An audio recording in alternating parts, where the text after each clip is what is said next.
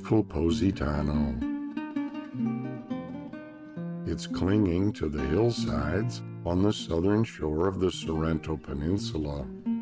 I stay there every time I visit the Amalfi Coast. It's a great little town.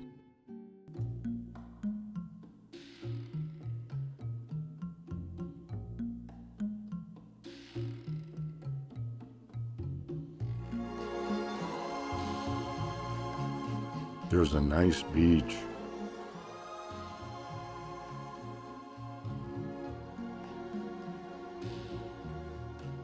There's shopping.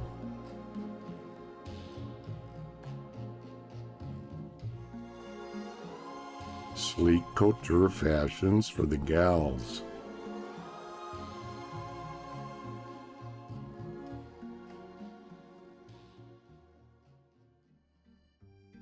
A little fishing fleet keeps the restaurants well supplied.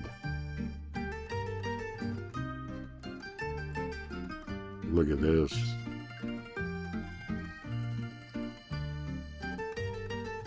A plate of delicacies.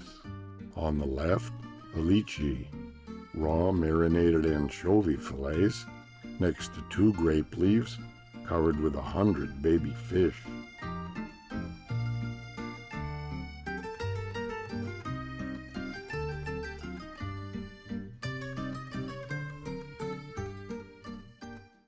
I always stay at the wonderful Buca de Bacca Hotel. I love the place. The rooms feature snazzy pescatorial decor. Your private balcony overlooks the water. There's a breakfast room and patio with a great view. It has a marvelous orange juice maker.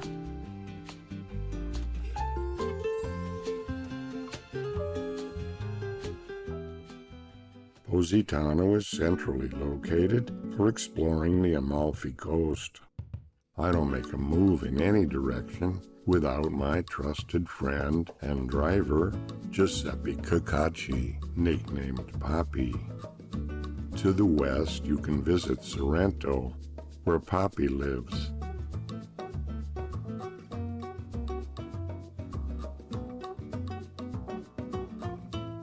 To the north, Naples, where they claim they invented pizza. Here's where they made the movie Eat, Pray, Love.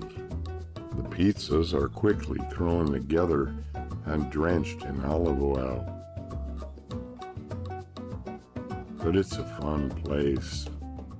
Also in Naples, the Castle Nuovo, the impressive Galleria Umberto, built in the late 1880s.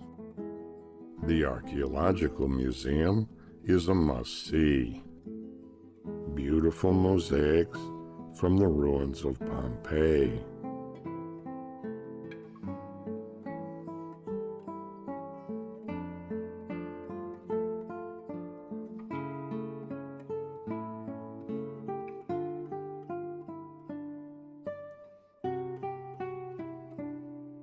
Apparently, much like today, men were preoccupied with the penis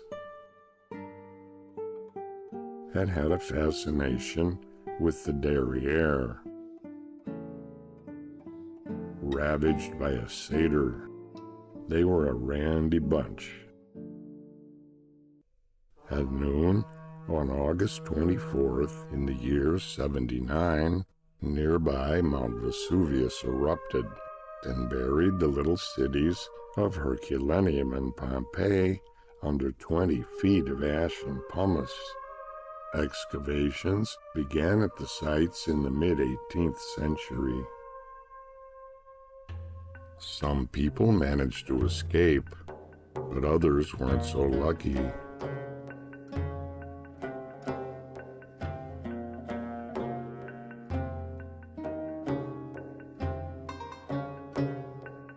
Herculaneum.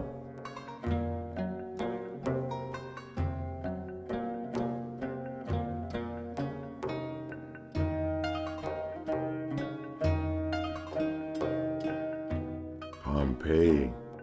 Some few places remain intact. The men's bathhouse. Cubby holes for the bathers to park their sandals and togas.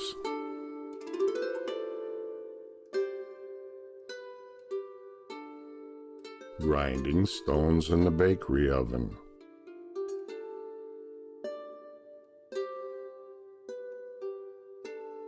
Beer bars.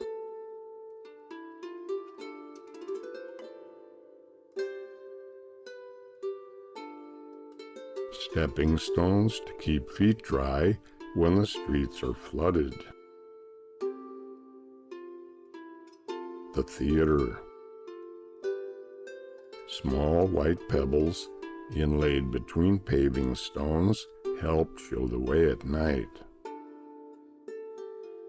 Certain rich men had small rooms with a bed, some with suggestive paintings on the walls.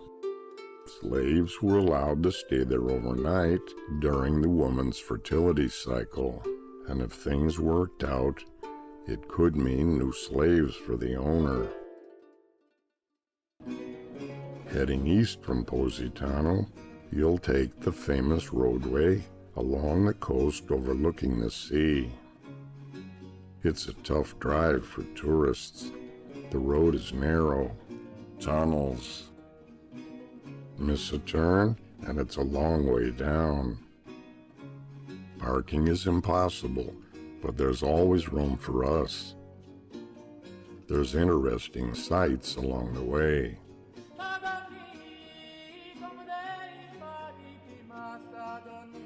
It's a beautiful drive. Beaches and coves dot the shoreline.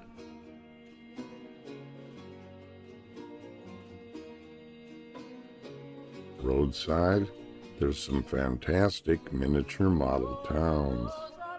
This one is a model of the little town of Priano.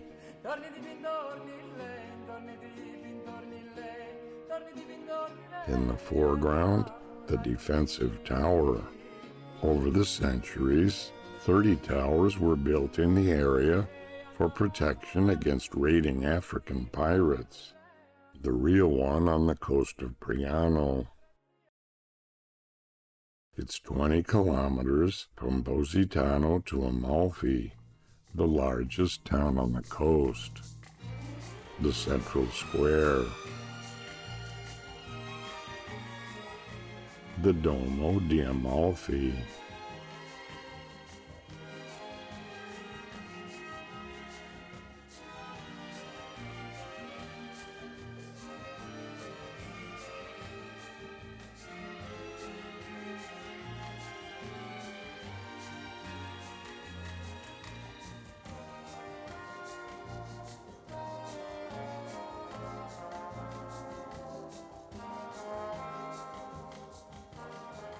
Atuni. Revelo.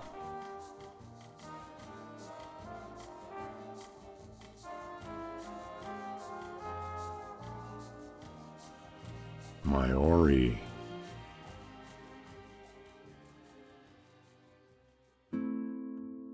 The last stop on the road is Paestum. It's famed for its wonderfully preserved Greek temples. The Archaeological Museum there in Paestum. This is the famous and mysterious Tomb of the Diver, made in 470 BC. A young man dives into eternity as pictured on the lid of his incredible casket. The ferryman Chiron carries souls across the river Styx in the 4th century BC. There's replicas of the Etruscan sarcophagus of the spouses from 525 BC. The alluring curves of Epaphroditus. The fantastic buffalo mozzarella cheese is produced here in Paestum. We visited the place where the buffaloes are kept.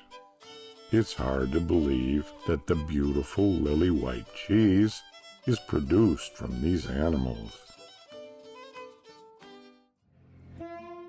Back up the road to Positano. For our last evening, Poppy suggested we drive up to a restaurant in Nocelli, a small town high above Positano.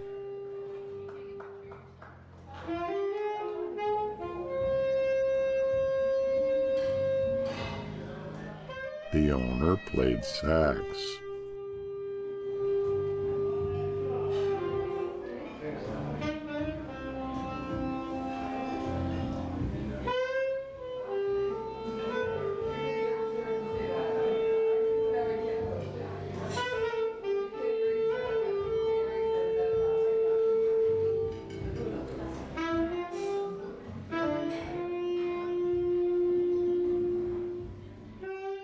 The food wasn't great.